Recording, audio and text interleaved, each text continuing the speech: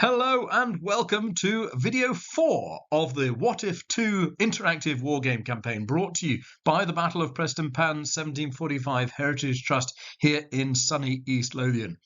I'm Aaron and I'm going to bring you the latest information from our campaign where our British Council of War over on Facebook has been trying to respond to the Jacobite threat of the late summer of 1745.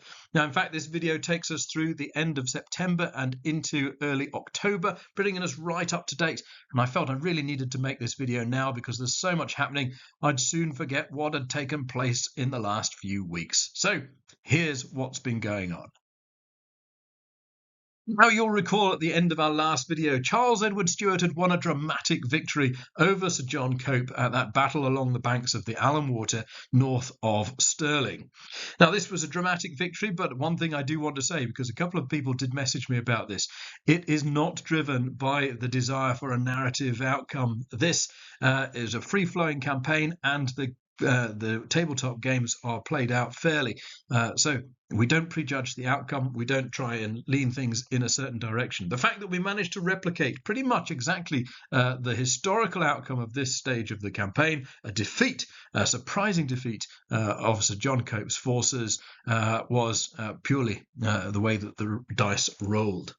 Now, following the historical precedent, we then spent a while in the British councils pointing fingers and trying to work out what on earth had gone wrong. I took a bit of heat for the deployment on the battlefield, but hey, that's the way it goes.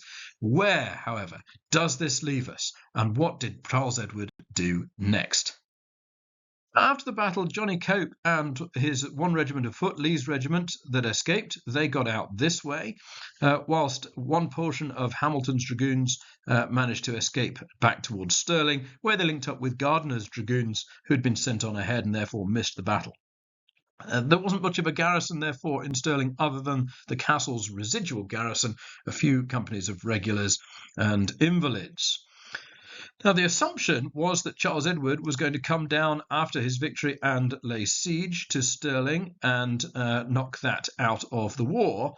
But rather surprisingly, and after quite a bit of discussion had been had by the British team over whether they were going to hold the town or just the castle or whether they're going to evacuate the position, Charles Edward instead crossed the fords of Frew, bypassed Stirling entirely, and then made a sudden dash down towards the capital, which houses another small British garrison, again in its formidable castle. So that leaves us with this situation in the next few weeks. At the start of October, when the recruitment rolls had been determined, for example, it was discovered that the British Army actually had quite a number of units starting to appear around the map. And perhaps it was time to consider consolidating. Now, there was a lot of debate over whether consolidating was the right approach at all, and whether it was better just to try and block avenues for Jacobite recruitment coming south, or whether it was worth trying to build a force behind the Jacobite lines whilst they were busy besieging Edinburgh. And that was the decision. Firstly, Lee's regiment and Sir John Cope were currently marching up towards the northeast to disrupt Jacobite recruitment potentially up there. They were turned about and brought back down to link up with the surviving remnants of the army at Stirling. Over in the top left, the Duke of Argyll had raised a small force of Highland loyalists at Inverary. They were ordered down, and they were ordered to come via Glasgow, where a militia unit was raised as well, allowing even more infantry to come up and concentrate at Stirling. The other red spot at the opposite side of the map is Berwick-upon-Tweed, the northern bastion of England, of course, where the first regiments of Dutch troops began to land. Now, these Dutch troops had been a garrison at the city of Tournai and had surrendered to the French earlier during the War of the Austrian Succession, so they couldn't be deployed by the terms of their treaty against France and her allies on the continent. So they were deployed to Britain as allied forces, hopefully to bolster up the troops available to suppress the rebellion in Scotland. So we now have a concentration of troops gathering at Stirling, and a concentration which eventually will reach 4 full regiments of Dutch regulars at Berwick. At the same time, the small Hamilton's Dragoons unit that had survived the Battle of the Allan Water was sent by a suitably circuitous route to get to Berwick to provide some cavalry for those Dutch. The Jacobites, therefore, settling down for a siege of Edinburgh Castle, with one eye watching the roads to the east and one eye watching the roads to the west, as potentially forces started to build up on either side of them. The Jacobites commenced formal siege operations against Edinburgh Castle on the 23rd of September. Now, there are special rules for the sieges of Edinburgh Castle in our campaign and Stirling, and these follow a formula. They basically treat the defences of these places as being so formidable that they can't be breached by the artillery that's available. And so it is a case of creating blockades and batteries and then waiting out for set periods of time. Eventually, after certain phases, then the outcome of the siege is determined by daily rolls of the dice, and as the siege goes on, the odds against holding out slowly begin to decrease. So that process was officially begun on the 23rd of September. The first week or so of the siege were relatively uneventful. That was the period whilst the British were focused on consolidating their units elsewhere. But after a while, the lack of intelligence about the size of the Jacobite army in Edinburgh started to frustrate the Redcoat forces, and so they determined to ask the Royal Navy to see if it could find out some information. Captain Beaver of HMS Fox proposed that he could land in order to try and extricate some agents, but in order to do so, he'd suggested a diversion out of Edinburgh Castle, and our team decided that this was indeed what they were going to do. Now, therefore, on the 5th of October, a small company of soldiers from Lascelles Regiment came out of Edinburgh Castle gates in order to launch a limited sally, very tightly controlled, against the Jacobite picket at the top of the Lawn Market. They found that Jacobite position almost completely undefended. There was just a picket post watching the castle there, which soon scampered ahead of the oncoming Redcoats, who spent the rest of that night digging themselves an entrenchment across Castle Hill, stoppering up the top of the Royal Mile and allowing them to put musket fire on any Jacobite pickets that attempted to come close or deny access towards the castle gates. Now, that operation had expected more resistance, and the idea was that the firing from up there would be a distraction, whilst the Royal Navy landed a small force to try and extract the agent Walter Grosset, and Captain Beaver of HMS Fox decided to land at Newhaven, and this is Roy's military map showing Leith, which was a more defensible, more populated area, and Newhaven just along to the west. HMS Fox does not have a large complement of marines, so this is a very small operation undertaken in darkness. But the council has voted to give permission to HMS Fox to bombard the coast if any strong Jacobite resistance is uncovered. The most important thing is getting the information. And sure enough, the sailors and marines land successfully in Newhaven. There is no opposition discovered. Walter Grosset is successfully identified. It's very easy to find since he's the only man out after curfew, and he is able to give information about the Jacobite garrison in Edinburgh. He also says that some of the pickets that he'd expected to find had been apparently withdrawn, and there'd been a suspicious amount of movement in the streets of Edinburgh earlier that afternoon. Anyway, armed with this information,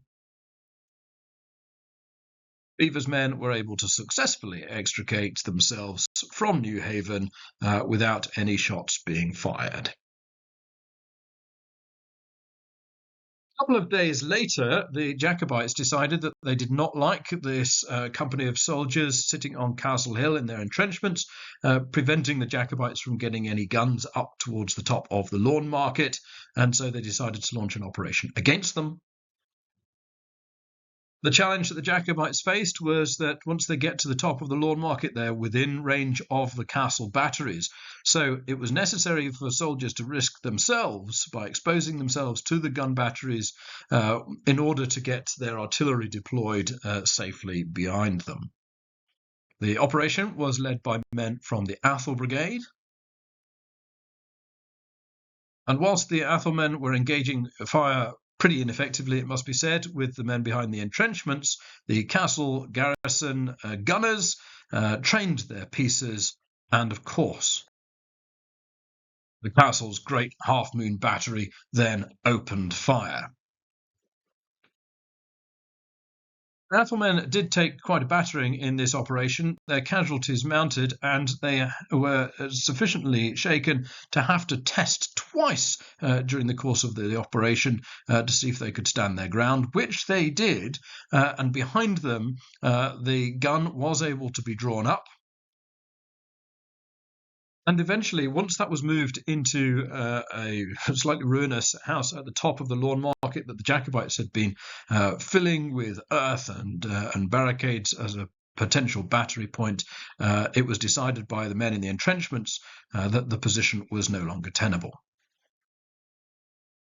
The men of the Athol Brigade attempted to continue their fire as the men from Lascelles Regiment quit the earthworks, but no casualties were inflicted on the soldiers of the castle garrison as they withdrew towards the outer gate. By contrast, the Athol Brigade had taken casualties, so as soon as the entrenchments were cleared, both wings of the battalion withdrew from the field as rapidly as they could. And since the castle guns were now able to turn on the Jacobite battery, it was also decided by the Jacobite commander, the Duke of Perth, that this was no great position either, since the Jacobite guns here were only small and were unable to make any meaningful impression on the castle. And so the guns were withdrawn further down the lawn market, where they could at least install themselves in a position that would prevent any easy sally out of the castle again. And in order to be destroyed as a battery, the castle would have to accept the total reduction of the upper part of the capital city's principal street to rubble to secure it. So, for the time being, the standoff in Edinburgh now continues. Meanwhile, the pickets from Gardiner's dragoons at Linlithgow detected the approach of a troop of Jacobite horse. Elcho's Life Guards, as it turned out, who'd just been raised in the city of Edinburgh, the first of the Jacobite cavalry units. These men rode into Linlithgow whilst Gardiner's pickets withdrew to the other side of the Avon, keeping a watching eye on them. But what did this mean? They'd come out to Linlithgow pretty openly, pretty brazenly, pretty clearly, and they'd secured an important position halfway between Stirling and Edinburgh. Were they there simply to screen the potential for a sudden Jacobite movement, perhaps to the south, to threaten the build-up of Dutch forces at Berwick, or maybe even make a dash for England? Or was it an attempt to lay a trap? There were certainly some voices that thought the temptation of securing a victory over Elcho's outnumbered Life Guards might be worth a risk. But when news came from the minister of Linlithgow that there was also reports of a Jacobite build-up of infantry gathering overnight in Linlithgow town, well, perhaps the cautious heads had been right to be cautious enough to avoid the temptation of engaging with the cavalry. What nobody seems to have really recognised is that this build-up of troops was covering for a much more bold Jacobite move. Whilst they were still besieging Edinburgh Castle, the Jacobites, in fact, had been feeding overnight on the 5th and 6th of October troops into Linlithgow and the surrounding area. And then they made a sudden crossing of the Avon and marched a strong force towards Stirling. Gardiner's dragoons fell back along the way, and there was now a sudden rush in the British Council to determine what to do with Cope's concentration of troops at Stirling. Should they withdraw into the castle, take the army out of the area altogether and try and find safety, or should they attempt to hold both the castle and the town, tying the Jacobites into potentially two protracted sieges at the same time? It's what they eventually decided to do, to keep their forces inside Stirling and attempt to hold both the town and the city. The one exception was Gardiner's dragoons. It was decided, after much debate, it must be said, to keep the dragoons out of the town so that they wouldn't get bottled up, so that their horses wouldn't, in the event of a surrender, be captured by the Jacobites, and even so that they might potentially be able to disrupt Jacobite operations. So on the 7th of October, the Jacobites formally commence a siege of Stirling town. They have to take the town before they can commence any siege works against the castle itself. Over the last few days, the Jacobites have deployed themselves into a number of strong points. There's one at Campus Baron, one at St Ninians, and one over at Curse Mill. And this seems to be their position at the moment. I'm being deliberately vague over some of the information in terms of which regiments are where, because this is still a very live operation, and I don't want to influence any of the decisions that might be made in the coming days. Approximate deployments of the British forces in and around Stirling and the castle there, including a small picket over at Stirling Bridge. You can see that crucial bridge on the Forth there, which is just within range of the castle guns. And further over to the west, on the left side of the map, Gardiner's dragoons, which are lingering in a threatening sense to try and protect the flank of Stirling there. Again, their position covered by the castle guns. Most likely, it seems that if the Jacobites want to take this siege seriously, it will be against the Barrasiette, the main gate into Stirling from this direction. And of course, one of the key objectives of this siege will surely be to try and make it easier for Jacobite reinforcements to get through to the main army from the north. We know from information that has been gathered in recent days that both Glen Buckets and the Frasers of Lovat have raised units in the north that will no doubt be wanting to come south to join the main effort. And so strategically, that's where we are. The Jacobites have moved a considerable body to Stirling. They do appear, though, to still be operating in Edinburgh, so there is a siege at Stirling and a siege at Edinburgh Castle, and that bottles up most of the available redcoat forces that can resist the Jacobites' freedom of movement in the south of Scotland. Of course, over at Berwick, we now have 4 regiments of Dutch infantry and a squadron of horse, and it remains to be seen what might be done with them. Not only this, but further down in Yorkshire, the British government has now begun assembling a major field force under Marshal Wade for the protection of England and, if necessary, for intervention into Scotland if the situation isn't brought back under control. At the moment, then, it seems all to play for. We've got a really interesting phase of operations taking place as we move in towards the middle of October, when there'll be fresh recruitment turns, and it remains to be seen whether the Jacobites have overstretched themselves or whether they've played themselves a brilliant hand.